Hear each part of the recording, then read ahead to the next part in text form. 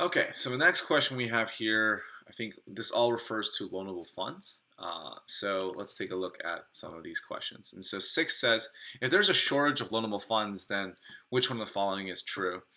Quantity of loanable funds demanded is greater than quantity supplied, and interest rate is above equilibrium. Quantity demanded is greater than quantity supplied, and interest rate is below equilibrium. Quantity supplied is greater than quantity demanded, and interest rate is above equilibrium, and quantity supplied is greater than quantity demanded, and interest rate is below equilibrium. And so you might be like, hold up, like what is going on here? Like I don't remember talking about loanable funds, and so the loanable funds kind of question is going to be directed at not the supply and demand model, but the loanable funds market. And so the really important thing to know for the loanable funds market is just to have the graph and the relationship between the variables down. So instead of having price on the y-axis, what we're going to have is real interest rate. And on the x-axis, we have the quantity of funds. And just like supply and demand model, we still have the demand for loanable funds and the supply for loanable funds. And we can see that as interest rates are higher, the quantity demand of loanable funds is lower. And the reason for that is because high interest rates basically mean that loans are quote unquote more expensive. That taking out a loan means that with a high interest rate, you pay more in interest back when you return the loan. And so high interest rates tend to discourage people from taking out loans because they know that they'll have to pay a high percentage of that loan back at the end of the loan period. Similarly, if the loans were low, that basically means that loans are quote unquote cheap, and there's going to be a higher demand, higher quantity demanded for loanable funds when that interest rate is low, because people know they can return the money that they loan at very low rates. So that's why the demand curve for the loanable funds market is a negative sloped curve. On the other hand, we can think of and so the people who demand loanable funds are like businesses or consumers who are taking out loans, and they can think about the suppliers as people who are doing something as simple as saving their money and putting it in the commercial bank, or maybe investing it or something like that, right? And so when people are saving, that rate of saving is going to be tied to how high the interest rates are. If saving is guaranteed a high interest rate, like over here, you can think of saying you open up a savings account and someone tells you it's going to be 5% interest rather than 1% interest, then you may be more encouraged to save more money that year to earn and take advantage of that high return on your savings. On the other hand, a low interest rate means that you might earn very little on any money that you put into savings. If your interest rate is something like 0.5%, after a year you earn very, very small interest returns on your savings. So there's less point of loaning out money, and instead you might want to consume more in this period. And so that's the relationship between the positive slope supply curve and interest rate. So now we deal again with this idea of a shortage of loanable funds. And just like a shortage in supply and demand, we see that a shortage of loanable funds occurs when you are at below equilibrium for whatever variable is on the y-axis, right? So taking a look at here, we can, we can draw a, draw a line across, and that's going to be our shortage. We have our quantity demand of loanable funds is very high. Quantity demand of loanable funds is very low. So our quantity supply of loanable funds is very low. And we see that this occurs because the interest rate is lower than equilibrium, right? We have a quantity demand that is high because the interest is low, so people know that loans are cheap and they're wanting to take out more loans. At the same time, people see that interest rate is low, so they're not willing to put as much of their money into savings, which can be supplied as sources of loanable funds. And this is all because the interest rate is less than the equilibrium interest rate, I star. And so we're going to look for an answer choice that validates whatever situation this is that we find ourselves in. So looking at the answers, it says answer choice B is going to be the best answer because it says quantity of loanable funds demanded is greater than the quantity supplied of loanable funds, and the interest rate is below equilibrium, and that is the case that we see here. So B is going to be the right answer for 6. So let's take a look at the tutor's answer choices, and it says if there's a shortage of loanable funds, then the quantity of loanable funds demanded is greater than quantity of loanable funds supplied, and the interest rate is below equilibrium. Hence, option B is correct. And again, that is the right answer. Next question says, we associate the term debt finance with which of the markets, and we associate the term equity finance with which of these markets? So what we're dealing with here again is a definition-based question rather than a calculation-based one. And so what we're seeing here is that you have to be familiar with debt and equity finance. And what we usually see is that debt finance refers to the bond market, and equity finance is going to refer to the stock market. And so debt finance is essentially the incurring of debt where you are borrowing money from people and promising to return it back at a later date. And that is, again, what we conventionally think of as debt. And this is one way to finance some sort of investment, so to basically raise money for a company. The term equity finance is going to refer to the stock market, and the reason it's called equity finance is because you are distributing equity in your company in order to raise money. And we can think of an IPO where you are selling off shares of the company. You give people ownership in your company in order to raise money or value for the company. And so that is another way to raise capital, and it's simply different than debt because you're not promising to return the money that you raise with equity finance. What you are is you're giving up control of a certain portion of your company and giving it to shareholders. And so that is why we associate debt finance with the bond market and equity finance with the stock market, because those are primary markets in which you would see the difference between borrowing versus equity raising. So 7 should be A. And so 7, the previous tutor got it correct. We associate the term debt finance with the bond market, and we associate the term equity finance with the stock market, and A is correct. So that is the case here. Okay, so 8 said, if demand for loanable funds shifts to the right, then the equilibrium interest rate does what? So let's take a look again at our graph on the right, and so I'll redraw it here. Oops. We have our interest rate to y-axis, quantity on the x-axis. We have our demand here, our supply here. And so what happens if the demand for loanable funds shifts to the right? And so we can just draw that out. And so we have this rightward shift. We have D0 and D1. And what we see happening is two things. First, we see that the quantity of loanable funds being quantity of loanable funds being traded has gone up, and the second thing that has happened is that interest rate has gone up as well. And so let's take a look at what the answer choices are. A says equilibrium interest rate and quantity loanable funds rise, and that does seem to be the case of what we're seeing happening on the graph. B says equilibrium interest rate and quantity loanable funds fall, and that's not what we see happening when we shift the demand curve to right. C says interest rate rises and quantity loanable funds fall. That's not what we see happening. And again, D says interest rate falls and quantity loanable funds rises, and again, that's not what we see happening. So A is going to be the right answer here, and we see that if we draw it out, we don't have to do it on paper. We can if we want to, but we can also do it in our head. The demand for loanable funds shifts to the right, and the equilibrium interest rate and quantity supplied, or quantity of loanable funds rises.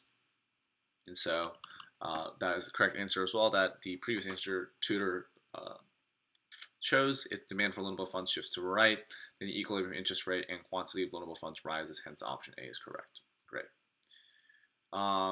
Okay. Number 9. Long-term bonds are which of the following? And so long-term bonds are either riskier or less riskier than short-term bonds, and their interest rates are either lower or higher than interest rates on short-term bonds. So this is, again, a definition-based question, a little bit finance-related, but it refers to basically risk.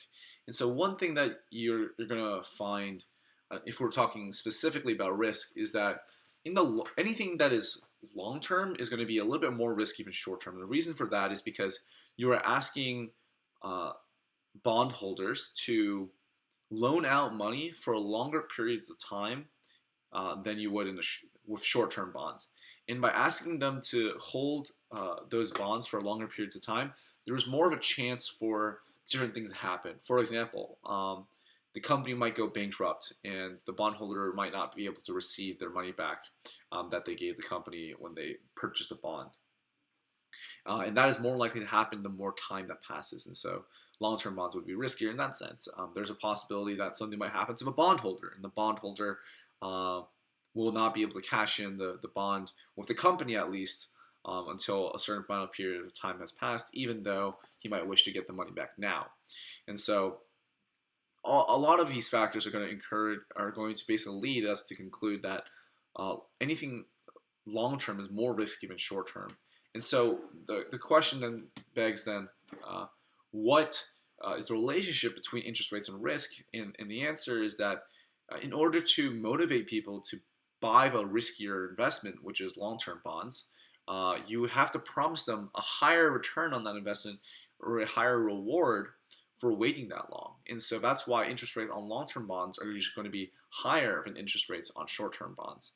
And so you're going to find that that payment is used to motivate people to cash in on long-term bonds, because even though there's higher risk, there's higher reward. And so let's take a look at the answer choices to see which of those answers is true. So it says long-term bonds are riskier than short-term bonds. So interest rates on long-term bonds are usually lower than the interest rates in short-term bonds. So that doesn't make sense because that has the relationship between interest rate and risk flipped. So we're not going to pick A. B says riskier than short-term bonds, and so interest rates and long-term bonds are usually higher than interest rates on short-term bonds. And that is going to be the right answer. We can see C and D both say long-term bonds are less risky than short-term bonds, which is incorrect already. And so we're going to go with B.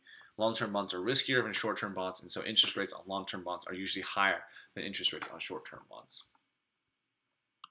And so yes, that's the answer choice that the previous tutor picked as well. 10 says, compared to bondholders, stockholders face higher risk, or basically either higher or lower risk, or potential for higher or lower returns, or higher or fixed payment returns. And so, the first question, bondholders versus stockholders, who faces higher risk? This is a finance-based question, but the stockholders are going to face more risk. And the reason that the stockholders face more risk is, first of all, there's volatility in the value of stocks. And so there's a higher chance that stocks are going to go down, which are going to decrease the value of the stockholder investment. And bondholders really don't have to worry about that as much. The fluctuation in bond interest rates is going to be fairly low compared to that of stocks. The second reason that stockholders face higher risk has to do with the bankruptcy laws in the country. And so, bankruptcy is one of those extreme scenarios, but if a company were to go bankrupt, they have to sell off all their assets and pay back as much as they can to their their debt owers. And so owners. And so people who hold debt in the company, which is bondholders, and this is again the difference between debt and equity financing, debt holders get first in line priority for getting paid in the event of bankruptcy. The law requires companies to pay debt to prioritize payments to the people who hold debt first. And any remaining money after all bondholders have been paid is then used to start and pay off stockholders for their shares of equity. And so what we can see is that bondholders get the first crack at receiving back their money in the event of bankruptcy, and stockholders get whatever is left, assuming that there was enough, capital raised to pay back all the bondholders and still have leftover for stockholders. And so the risk is going to be higher on both fronts for stockholders. And so the reason then that we might see stockholders investing in stocks rather than bonds is because for the second portion of the question, stockholders do enjoy the potential for higher returns. And that's, again, going with the volatility of stocks relative to bondholders. There's a chance for stocks to fluctuate very rapidly on a day-to-day basis, and that can potentially have greater returns than what you would see in the interest rate return on bondholders. Bondholders, depending on what kind of bond, you have like a fixed coupon bond. They may receive a fixed payment. They may receive a lump sum at the end. But stockholders are going to be betting or investing off the potential for high returns. And you may find them have fixed payments in terms of like, a stock dividend, but that's not usually a fixed payment. It's kind of dependent on what the company feels. And most people don't buy stocks in order to get the dividends. They buy the stocks to get the potential for high returns and selling off those stocks. So we're going to find that compared to bondholders, stockholders face higher risk and have the potential for higher returns. That's going to be the most attractive answer for us. And so 10, compared to bondholders, stockholders face higher risk and have potential for higher risk. Hence, option A is correct. So that's great.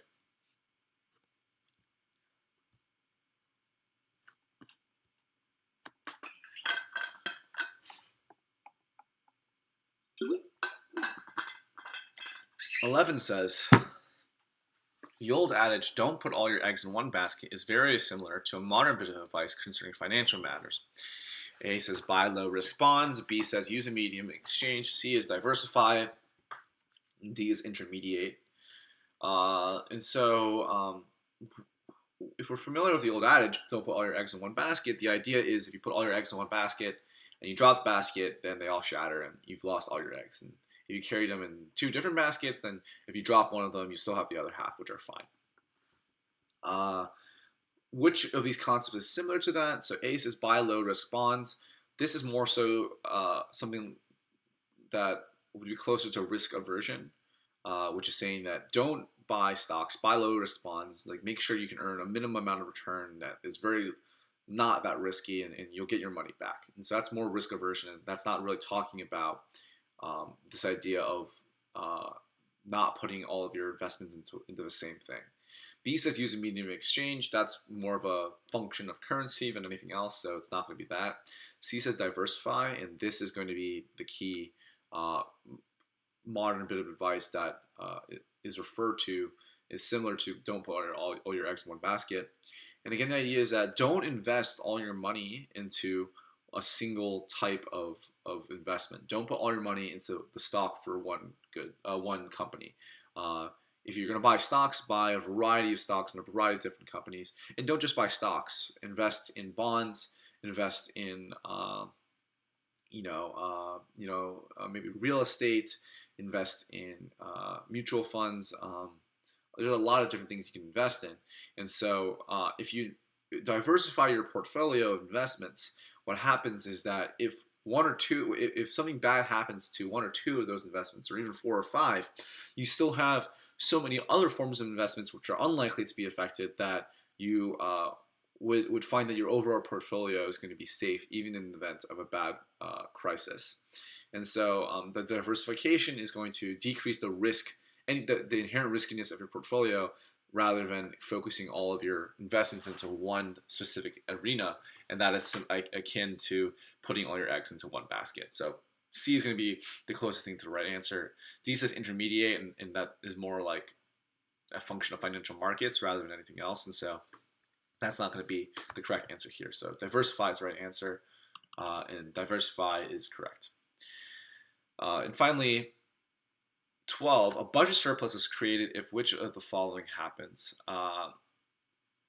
A says the government sells more bonds than it buys back. B says the government spends more than it receives in tax revenue.